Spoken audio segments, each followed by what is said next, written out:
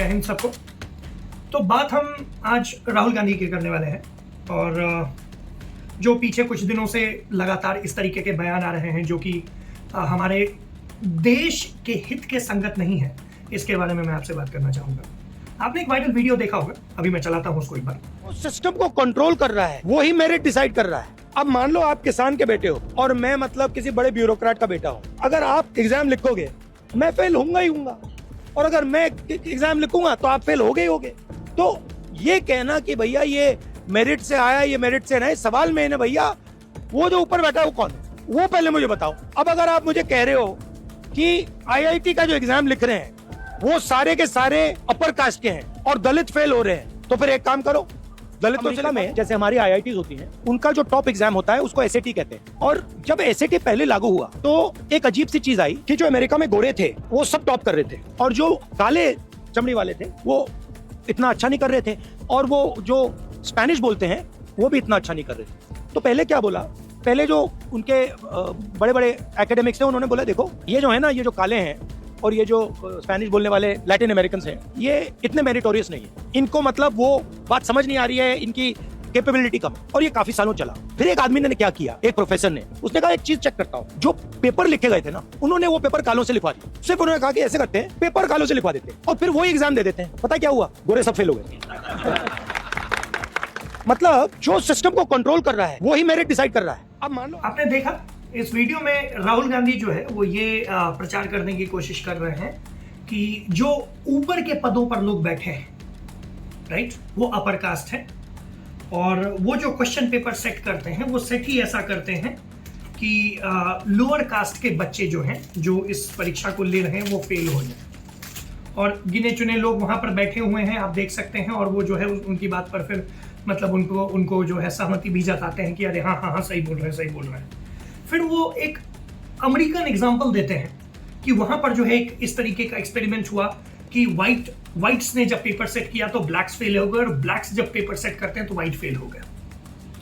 तो ये एक मिसट्रस्ट क्रिएट करने की कोशिश जो है राहुल गांधी की तरफ से आप देख सकते हैं कि सोसाइटी में जो है किया जा रहा है। देश को कैसे आगे ले जाया जाएगा, हमारी अर्थव्यवस्था कैसे आगे जाएगी, किस तरीके से देश जो है और ज्यादा बेहतर कर पाएगा, इसके बारे में कोई प्लान नहीं है बंदे के पास। क्योंकि प्लान करने के लिए समय चाहिए, और समय निकाल भी ले तो प्लान करने के लिए फिर जो दिमाग चाहिए वो पूरी तरीके से इस बंदे का पहला पल्ला तो पूरी तरीके से खाली है। अब कहानी में प्रॉब्लम यह है कि ऐसी बातें फैला के होता क्या है। आप समझिए, हमारे देश में बहुत सारे ऐसे लोग हैं, सीधे साधे लोग हैं, जिनको लगता है कि ऐसा कोई बंदा, राहुल गांधी जैसा बंदा अगर कोई कुछ बोल रहा है तो सही होगा यार, कोई तो बात होगी।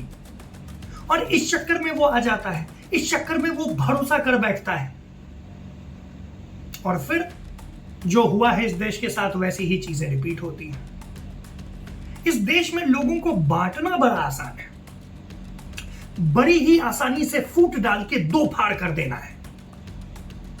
क्योंकि यहां पर लोग क्या होता है ना, ज्यादा दिमाग लगाने लग जाते हैं, और फिर उस चक्कर में जो है जब उनके पास पूरी जानकारी नहीं होती है, जब उनको जानकारी इस तरीके से दी जाती है कि उसका जो असल तथ्य है, जो मेन पोर्शन था, उसको हटा के आपको जब आधी बात बताई जाती है तब दिक्कत है, और लोग उसको पूरा सच मान लेते हैं।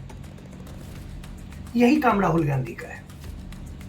राहुल गांधी के पूरे चुनावी कैंपेन में एक भी पॉजिटिव चीज नहीं है जिसको देख के मैं ये कह सकूं कि हाँ भाई, अरे वाह क्या बात बोली है, इसको टक्कर देना मुश्किल होगा इस बार। वो खुद से ही सारे पॉइंटर ऐसे क्रिएट कर रहा है जिसमें कांग्रेस का तो खैर छोड़ ही दो, मिट्टी पलीद कर चुका है वो आदमी, देश का बंटाधार हो जाएगा। आपको और हमें समझना पड़ेगा कि हम अपना नेता कैसे सही चुने। आप समझिए, रायबरेली और अमेठी जैसी जगह अभी भी पूरी तरीके से डेवलप्ड नहीं हुई है, जबकि गांधी परिवार से वहां लोग लगातार जीतते आए हैं। तो कुत्तों को टुकड़े देते हैं ना रोड पे, उस तरीके से रायबरेली और अमेठी की जनता के साथ व्यवहार हुआ है कि हाँ चलो थोड़ा सा दे दिया, कुछ वोट देते रहना बस। ऐसी सोच बन गई है, क्योंकि हमारे देश में एक प्रॉब्लम तो है, हीरो वर्शिप तो है ही। वो मोदी जी के केस में भी है। हीरो वर्शिप है, ये प्रॉब्लम है हमारे देश के साथ। हम तुरंत किसी को अपना हीरो मानने लग जाते हैं, या अगर उससे कोई गलती हो जाए तो तुरंत उसको अपना दुश्मन मानने लग जाते हैं। ये प्रॉब्लम है हमारे देश के साथ। हम पैटर्न नहीं देखते हैं, हम ये नहीं देखते हैं कि सामने वाले का क्या इंटेंट हो सकता है।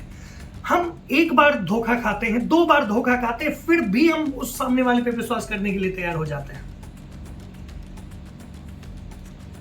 मुगलों का इस देश में शासन का सबसे बड़ा कारण कोई हिंदुस्तानी ही था।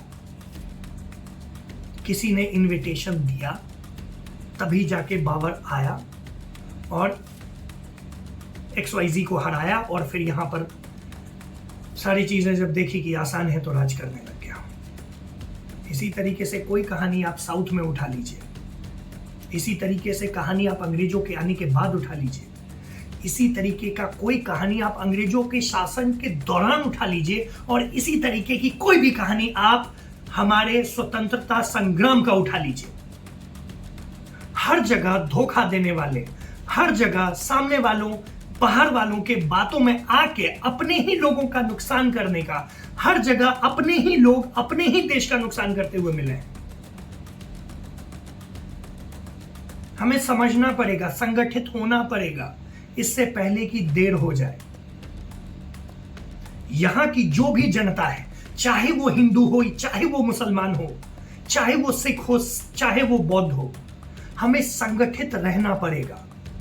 आप और हम मिलकर ही देश बनता है, और ये देश बचेगा तभी जब आप और हम एक साथ होंगे। और यही चीज हमें और आपको समझना है। जब लगातार हार मिल रही हो तो बेशक आप हर तरीके का प्रोपेगेंडा, हर तरीके का जो है मेजर्स आप उठाते हैं और अपने आप की जीत सुनिश्चित करने की कोशिश करते हैं।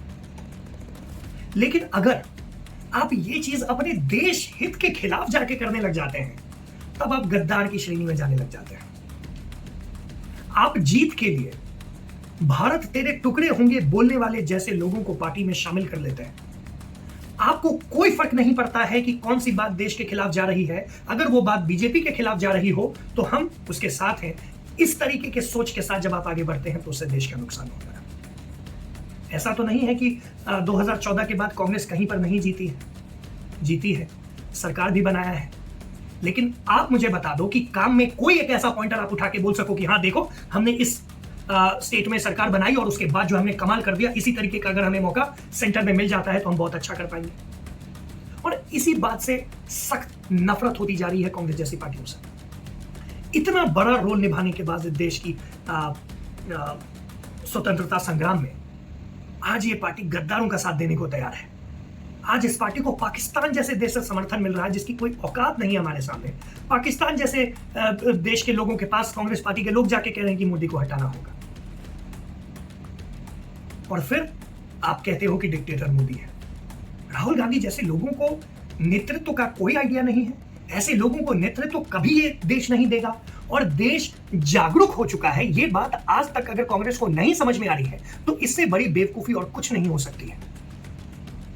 आप जितनी बार देश के खिलाफ जाओगे, देश उतनी बार और उससे दोबारा बार जो है आपके खिलाफ जाएगा।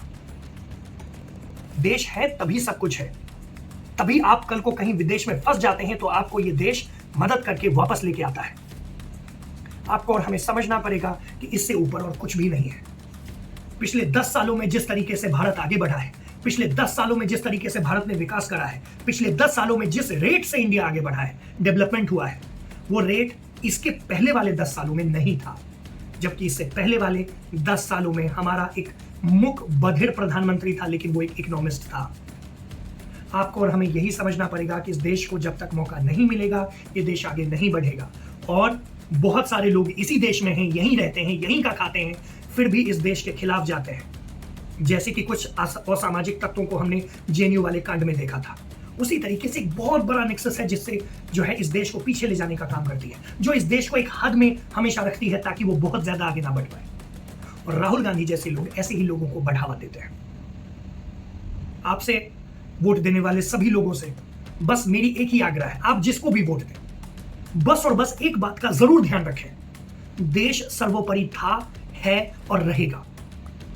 ना उससे कुछ ऊपर है, ना उससे कभी कुछ ऊपर होगा। और देश सही से होगा तभी सब कुछ हो पाएगा, तभी शांति बरकरार रहेगी। जय हिंद।